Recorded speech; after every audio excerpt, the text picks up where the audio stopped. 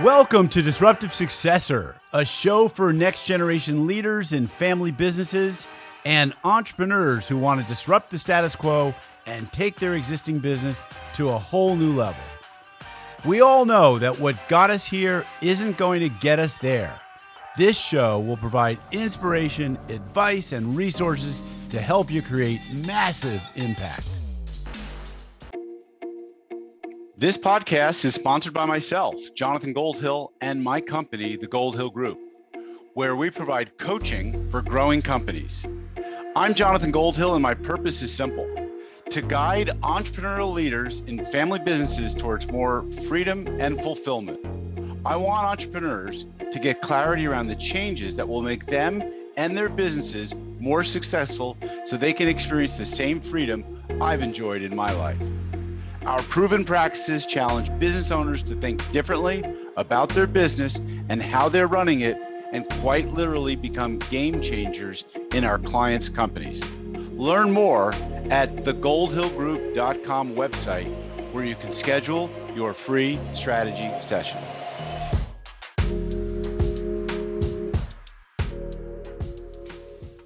Hi, Jonathan Goldhill here, and welcome back to another episode of the Disruptive Successor Show.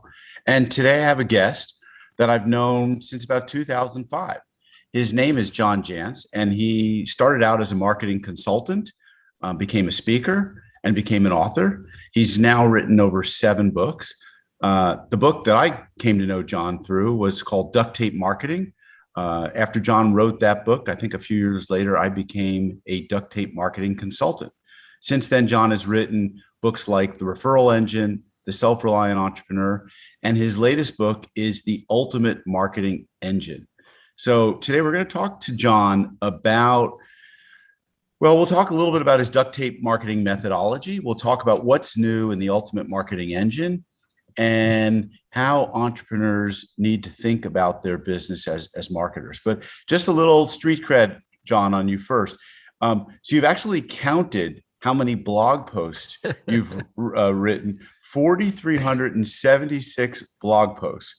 John, how many tweets have you put out in the last 20 years?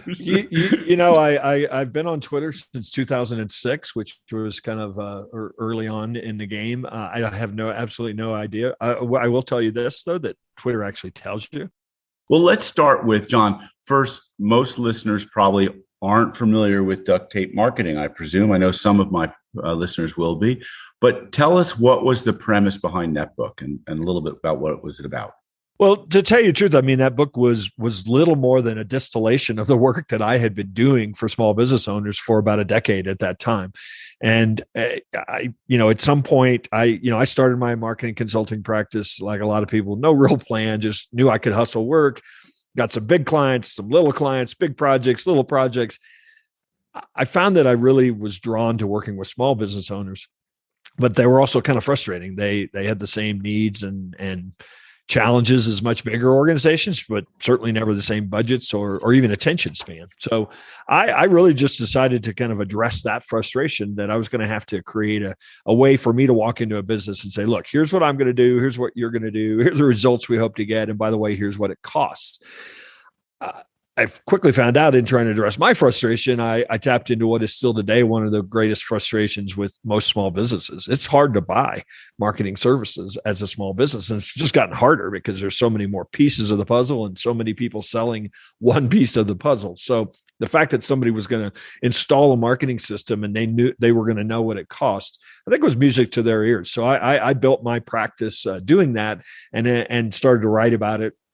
As more and more businesses were turning online. And I felt like I needed to give it more of a brand kind of name. If I was essentially turning marketing into almost a product, I felt like I had to give it something that felt more like a product name. And so without doing tons of market research, the term duct tape marketing just seemed to make sense. It was the right metaphor for what it's like to be in a small business: simple, effective, affordable.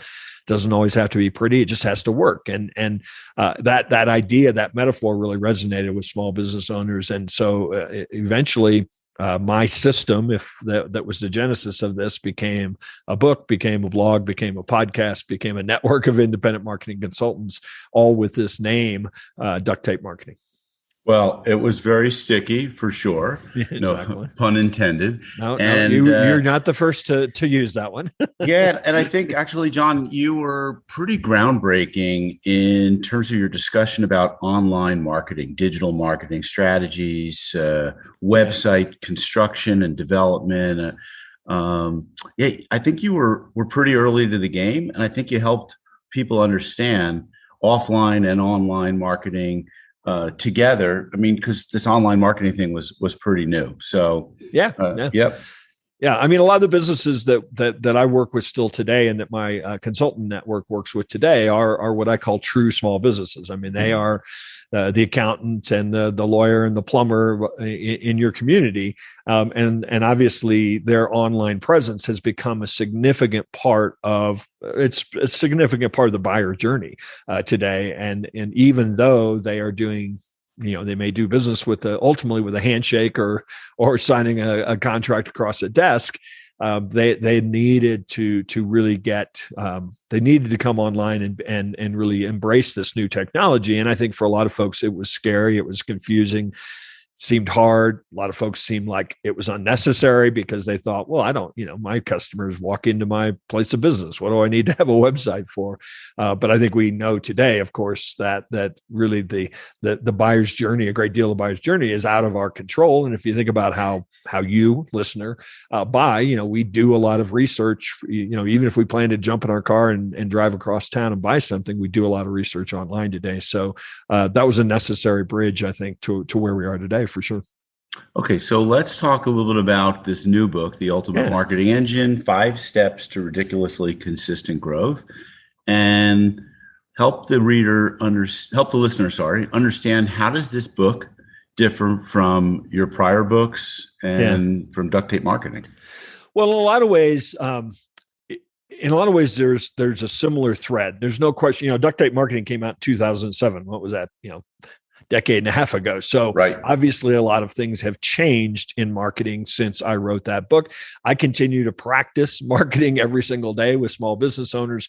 So a lot of what I wanted to do was kind of revisit my thinking and how my thinking has evolved. But in some ways, the point of view about marketing as a system has to start with strategy before tactics. Our job as marketers is to get somebody to trust us enough that they feel like their hard-earned money is going to bring value in exchange for what we agree to do. That part's never changed. And so you're going to see that still front and center in this book. But a lot of what has really changed in marketing, in fact, the thing that's changed the most, I think, in marketing is the way that people choose to become customers. We have so many options now that really the buyer's journey or the customer journey is really in some aspects of it are almost out of our control as marketers today. And so the old idea of creating a funnel and driving demand, I think is outdated, completely outdated. And I introduce something that I've been talking about for a long time, but I go very deep into something I call the marketing hourglass, which is, to me, is more about organizing behavior that people want to participate in, rather than this idea of just creating demand. The hourglass, if you want me to go pretty deep into it, it borrows, if you think about an hourglass shape, it borrows from the funnel, the idea that we do have to get some percentage of the market out there to know who we are, and then want to kind of consider, gosh, is this somebody who can help me? But so many people, the funnel stops when somebody says yes. And what I've done for years and really go into depth in this book on is that, yes, the funnel part has to exist, but then let's flip the funnel over and realize that the real opportunity for long-term consistent growth comes from creating a better customer experience. We want to think in terms of growing with our customers rather than simply going out there and finding more people to go through a transaction. I understand that concept pretty well. And so let me just summarize for our listeners that the marketing hourglass stages, they are to know, like, trust, and try. And that's the upfront part. And then I guess the bottom of the hourglass, if I get this right, is buy, repeat, and refer. Do I have that correct? Yeah. I mean, that's definitely it. And so our job, if you want to really simplify it, is to help guide people logically through those stages. And if you look at those names, they really, to me, they represent behaviors more so than consideration and awareness. And, the things that, most people's journey, most marketers' journey is about what we want them to do. Right. And the idea behind the marketing hourglass is that it really helps guide them on what they want to do. Right. So you talk in the book about customers as members. Yeah. And now I always I don't use the term customers, at least in my business as a coach. They're always clients. And they are, I guess, members in that there's a recurring revenue stream there. So it's a sort of a subscription model, but that's not really what you're talking about when you're talking about members. Aren't you really just saying that members are clients? There's someone we have a very close, engaged relationship with. They're not just a transaction, they're a relationship. Yeah. So a couple of things to unpack there.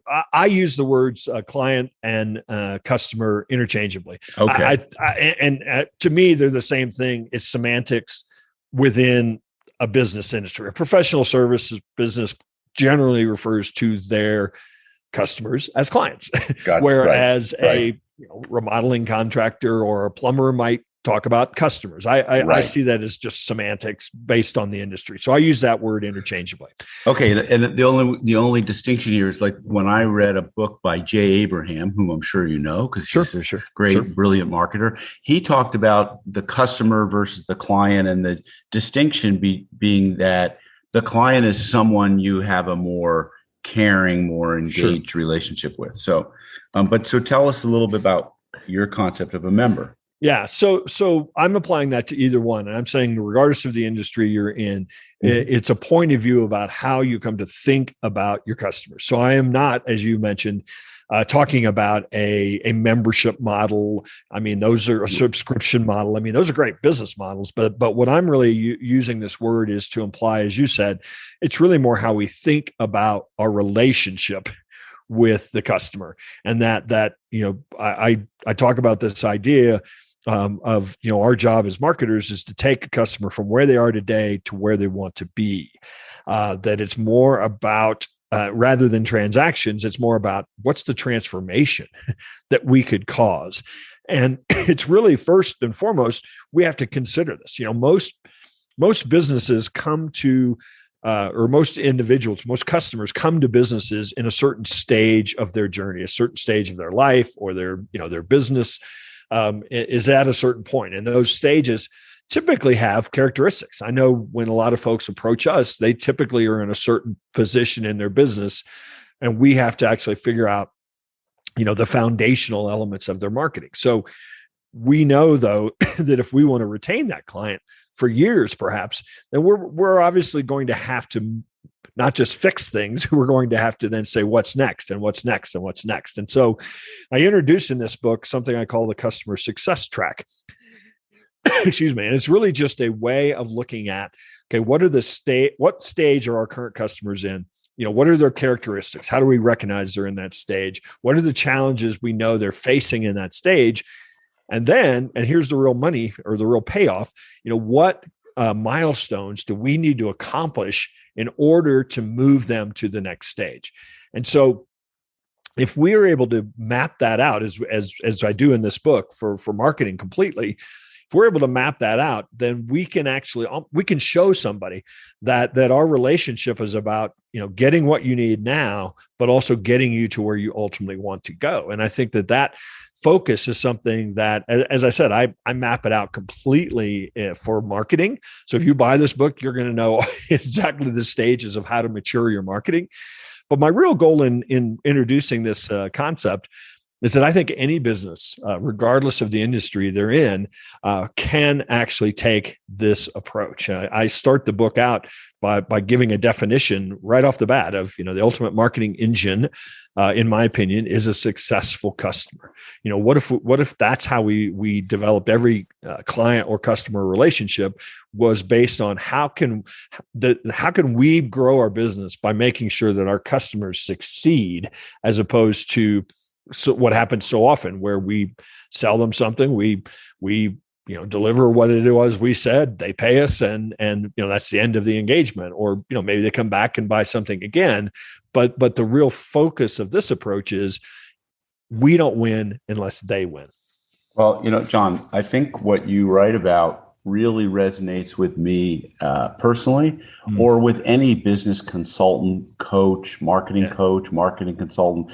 And you've always been very helpful at showing, for instance, your customer success track. You actually show the 5 stages that you look at clients being in, whether there's foundation or level up or organize. And right.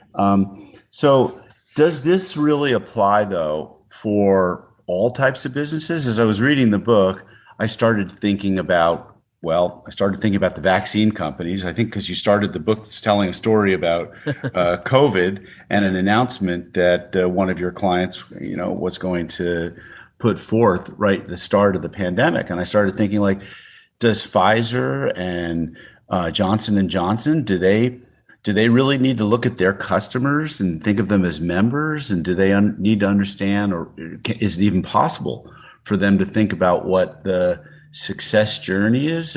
Or is this really just a small business? Does it work? You said it works across all industries, but well, I believe it can be applied. Now, obviously, a business with hundreds of business units, as you described, is going to have to look at it in incremental parts. I don't know that it necessarily that they could sit there and read this book and go, okay, we're going to apply this to the whole company. Right. I will say that it's a point of view, though, that I think can be taken by any company. There's no question. B2B businesses, professional service business, it's a no-brainer. I mean, I think that those kinds of businesses will look at this and go, yeah, okay, he's talking about me. I contend, though, I have a remodeling contractor, for example, that I've had as a client for years and years. They're a small business, but they're a $50 million business. That's not terribly small. They can and have been applying this approach as a way to think about the relationship they have with their customers. So it's not. A marketing business, it's very easy to see. Yes, your marketing matures, but I think you can have these stages with any customer, because it really comes down to just looking at. Here's the question that I think I ask over and over again: where are they today? Where do they want to be? And what happens with that question, continually applying that question, is we may just be serving where they are today. And so what it does is it opens up the at least conversation about what else should we be doing? What else could we be doing, to grow with our customers? And by the way, this is something that, one of the key points of this book is I really also ask you to narrow your focus to the top 20% of your ideal customers. So I want to dive into this. Go ahead. All I was going to say is right off the bat, when I talk about the ultimate marketing engine being a successful customer, I also come out immediately and say, but you can't make every customer successful. So this is something that you are going to apply to a very specific aspect or a very specific percentage of your ideal customer. So that's a big part of the work. It's not just simply showing up one day and saying this customer success track of appeal is going to be something we're going to apply to anybody that shows up on our doorstep. No, it is a very specific approach that you're going to take with only your ideal customers, because I believe that's where the opportunity for consistent growth lies. Well, okay, that's really helpful, and I want to clarify that for our listeners. I know of the remodeling contractor that you're talking about because they were a case study when I joined Duct Tape Marketing in 2005 or maybe 6. They've 10x their business, if my numbers, if I recall correctly. And so when they were a $5 million contractor, certain size jobs made sense that probably don't make sense today as a $50 million remodeling contractor, potentially. Yeah, and it's not just the job; it's also the client. Understood. Yeah.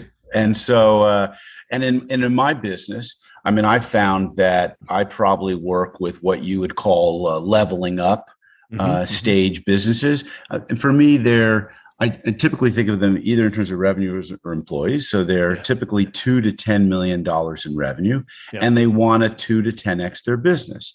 Yeah. And why do I pick that market? I mean, I did a lot of work on my ideal client profile. I wrote a book that speaks to that ideal client profile, which is that next gen leader in a family business. And I thought to myself, this is the client that I can help the best. They stay with me for a handful of years. I grow with them through these different cycles. They don't start at $20 million and scale up to 100, because the bulk of my work and my experience base is with the 2 to 10 million, and that's where I serve them best. So, and so I think of the design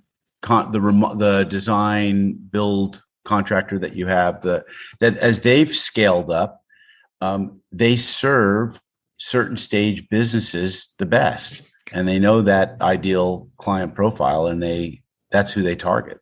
Is my thinking right or wrong? And I want to emphasize something you said, because I think it's one of the most important distinctions that people miss. A lot of times when I start talking about this idea of narrowing your focus to the top 20% of your ideal customers, people immediately jump to revenue or opportunity. And you expressed what I think is one of the key missing points.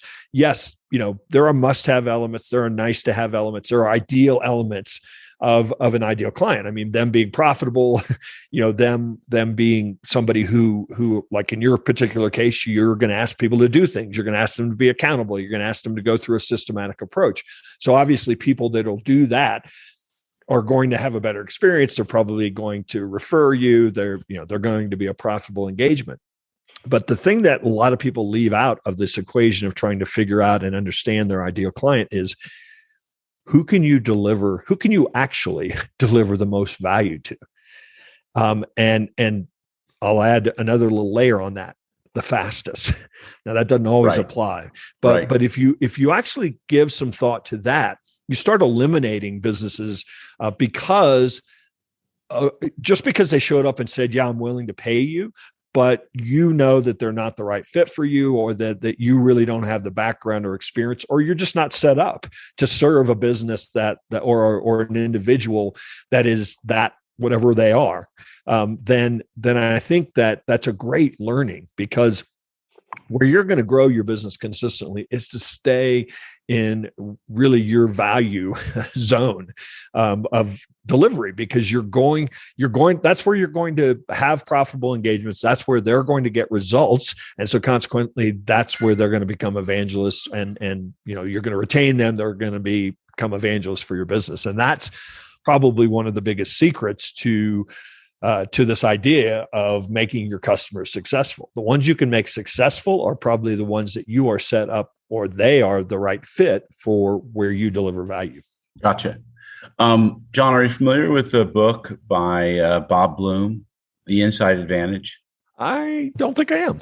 That's a book that I would encourage you to take a look at. And he's recently passed. He was the thinking person behind the founding of Southwest and Juicy Juice and a number of other significant brands. And he presents the strategy that unlocks hidden growth in your business. And I think that there's an incredible alignment around what you're talking about and what he's talking about. But let's get back to your book.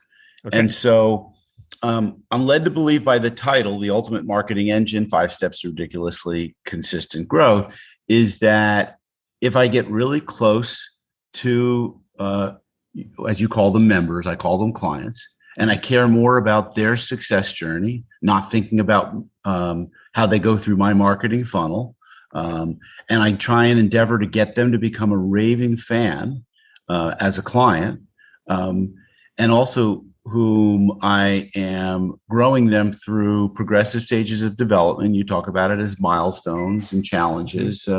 Is that going to result in more revenues for my company through that client, or is it really also about getting other clients from them?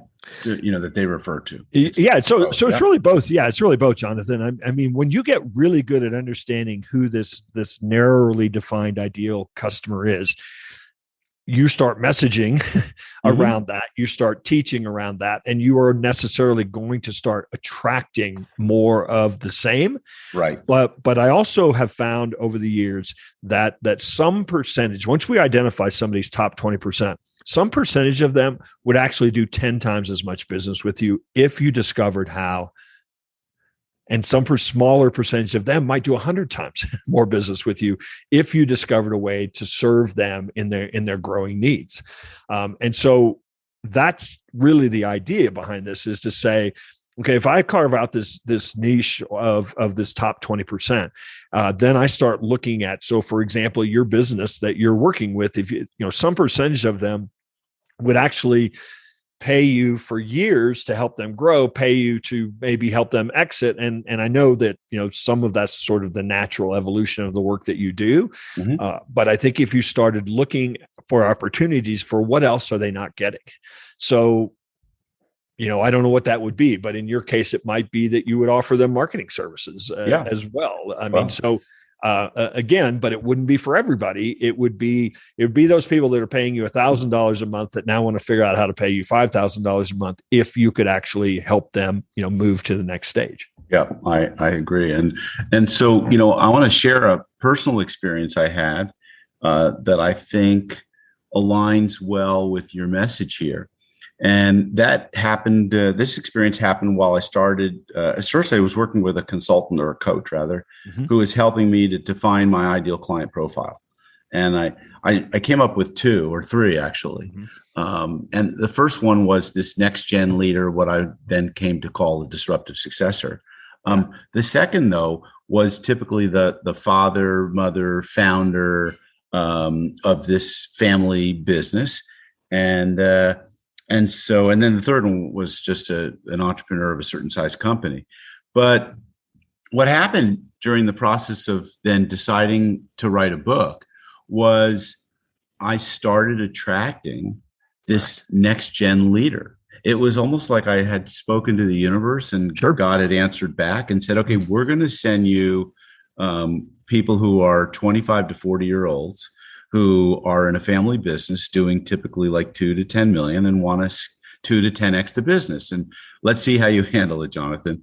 And so I thought it was really interesting. And then, I came out with this podcast to expand the brand, and I'm looking at doing mastermind groups to expand the brand. I think that what you're speaking to about targeting your ideal client profile, and it doesn't mean saying no to everyone else, but it means like doubling down on that ideal customer member, that it has an exponential and has other positive benefits to your business, right? You start working with the people that you love to work with. 100%. And one of the things that is so hard for business owners is, we don't want to turn away anything. I mean, somebody comes up at our door and says, I'm willing to pay you to do XYZ. And you're like, well, never done XYZ before, but how hard could it be? What we underestimate is the opportunity cost that's lost in you not focusing on that next gen leader, because that's really where it's clear that if you get seen as being able to serve that next gen leader better than anyone else ever dreamed of doing, it's game over. I mean, people are going to flock to you, and I don't go as far in the book of talking about the universe showed up and said this, but I totally 100% believe that that idea that if you start putting stuff out there in the world and say, this is what I do, then the opportunities are going to start showing up, and by narrowing your focus to serve that market, then you're going to get better at doing it, and you're going to be known as the go-to person for it. All right. So I think what I like also really about your book a lot, and I think the best business books today are written as reference manuals. Your book not only is something you can reference, and by the way, I gave out more than a case of your Duct Tape Marketing book. I can see giving out a case of this book as well, because it's got so many actionable tools in it. And at the end of each chapter, it's got, go and follow these action items, same like my book. But yeah. I also want to give a little plug that you have a free course that you're offering. If someone goes to ultimatemarketingengine.com/course, they can buy a copy of the book and get a $99 course that walks them through the 5 steps. Is that right? Yeah, that's right. So depending upon when you're listening to this, the book will actually be available and ship September 21st of 2021. But as you mentioned, you can pre-order the book now, or whenever you get a copy of the book, there is a companion video course of 6 lessons and some of the resources that you referenced. But when you do receive your copy of the book, you'll actually unlock the vault of resources. I think there's close to 100 that we've created because we use these tools every single day. So we're constantly creating checklists and tools and templates that'll help you accomplish some of the action steps that I assign at the end of every chapter. So yeah, this is essentially a strategy book with a workshop built into it. Yep, totally. And so does the course primarily cover the 5 steps? It does. So let's go through that then. Yeah. So the first one is we talked a little bit about where you map where your best customers are today and where they want to go. That's the lesson on the customer success track. In some ways, that could be step number 3, but that's probably the big sort of innovation for the book. So I wanted to lead with that, but with the realization that you've got to then uncover the real problem you solve for your ideal customer, because that's going to become your messaging. Step number 3, we talked a little bit about narrowing your focus to the top 20% of your ideal customers. So once you get that narrow focus, you uncover the real problem that you serve as your really promise to that ideal customer, and you've built this customer success track. Now we're on step 4. Now it's going to make sense for you to completely redo your website, your content. You'll have a customer journey mapped out that will allow you to be very focused on me, using all of your content really as the voice of your strategy, not as another tactic. So you'll be very focused on guiding people through the customer journey, and it'll actually help you decide what not to do. I mean, you might not need to be on TikTok and Instagram and all the other new channels that are out there, once you've done this work, because you're now very focused on your priorities. And then the last step is probably all about referrals more than anything else, but it's then your ability to start scaling, look for ways to actually scale with your existing customers or with their entire ecosystem. And so that's why I call this the subtitle is ridiculously consistent growth, because if you get these steps down, you're going to be creating a focus on a customer that is going to be thrilled. You're going to be creating a better customer experience, and you're going to then take that experience that you're having with your existing customers and your existing strategic partners to really become your lead engine after that. The people that follow this to a T, or even 50% of what goes on in this book, will never have to look for new business again. And how hard is it to implement this methodology, John? Well, it's not hard. It's going to take, in some cases, you might have to change your thinking about what marketing is, or about what your relationship with your clients need to be.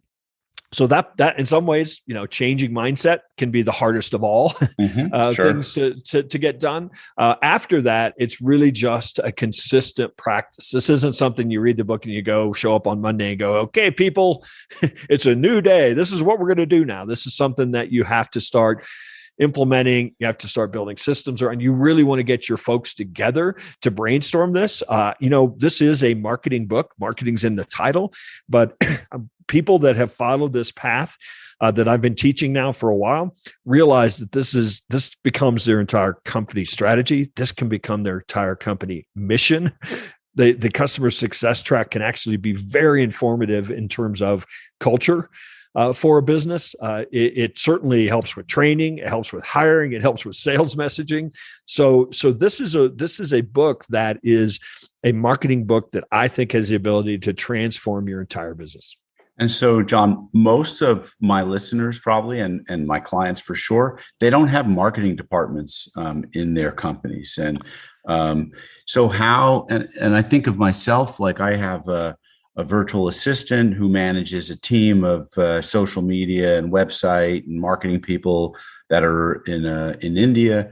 How do we work, or how do these small business entrepreneurs work to take the concepts in this book and implement it? Is this something like, hey, everyone needs to read this book, or just these 3 people need to read this book? No, of course, this is going to sound self-serving from the author, but buy a copy of this book for everyone in your business. Okay. Because, well, Jonathan, I've said this for years, that marketing is everyone's job. I mean, any way, shape, and form in which your business comes into contact with a prospect or a customer, you are performing a marketing function. And so I think if, the earlier on that you unsilo whatever that means for you, marketing, the better, because everybody should be participating in it. And that's why I think this customer success track idea can be so informative, because it really then becomes, hey, here is our mission. It doesn't matter what your job is. Here your job title or org chart, line is. Here is everybody's job. And the one thing that I also tell people is this, ultimately, this is a strategy book. Mm-hmm. And strategy is something that, as the business owner, it doesn't matter if you think you have a marketing department or even a marketing, senior employee, strategy is one thing that you can't abdicate. You can't really even delegate it. The owner of a closely held business, really needs the one thing that they really need to hold on to is the strategic direction of the company. And that doesn't, you can certainly delegate all of the tactical things once you decide what the strategy for the business, what you're trying to accomplish with all those tactical things. So sometimes that idea, that thinking, what hurts a lot of companies is they're just chasing tactic after tactic. And that doesn't scale. That doesn't work. And so what this approach really offers is, if you can lock down as a business, as the owner of the business or as the executive team, on the ultimate strategy for the business that you're trying to accomplish, how you want to be seen in the market, how you want to be seen by your customers and prospects, then pretty much everything else that gets that message out there, the content creation, the website, all those other things can be effectively delegated. Well, I think that it's a well-written book. I think that the book is a must read and a must implement for small businesses. I'm hoping and expecting that your consultants, your duct tape marketing consultants, will be either schooled or whatever you're doing, certified, and be able to deliver this methodology. Because I think maybe like my book and like other books, Scaling Up, EOS. They may look simple, but they're difficult to implement for the typical small business or family business person that's sometimes just so busy doing the business on a day-to-day that it's hard for them to step out and go through this methodology. Yep. No question. This is not, I don't want to kid anybody and say read this book and, poof, magically you'll transform. Yeah. This is something that you have to read, you have to start implementing, you have to start practicing. It just has to become a mindset and a point of view. And that certainly takes consistency, and sometimes it takes time. Gotcha. All right. So John, they can go to the ultimatemarketingengine.com. That's right. The ultimatemarketingengine.com. They can sign up for a pre-purchase of the book, which will give them access to the course as well. That's right. Absolutely. All the instructions on how to do that, you can find there. As you said, you can pre-order the book from anywhere you order books. There's an audio as well as a Kindle, as well as a print version. And then come back to the ultimatemarketingengine.com, and there'll be instructions on how to get that companion course. Great. All right. Well, folks, you heard it here. I know if you're a fan of this podcast, if you like the messages that I've been communicating, John Jantsch is the real deal. I've known John, like I said, for 15 years, plus or minus. Yeah. I think you write in simple, easy to understand. I like that you put in a few stories, not too many. And that you offer a lot of tools to make your stuff really highly actionable. So, John, thanks so much for being a guest today on the show. Well, thanks for having me, Jonathan. This podcast is sponsored by myself, Jonathan Goldhill, and my company, the Goldhill Group, where we provide coaching for growing companies. I'm Jonathan Goldhill, and my purpose is simple: to guide entrepreneurial leaders in family businesses towards more freedom and fulfillment. I want entrepreneurs to get clarity around the changes that will make them and their businesses more successful so they can experience the same freedom I've enjoyed in my life. Our proven practices challenge business owners to think differently about their business and how they're running it, and quite literally become game changers in our clients' companies. Learn more at thegoldhillgroup.com website, where you can schedule your free strategy session.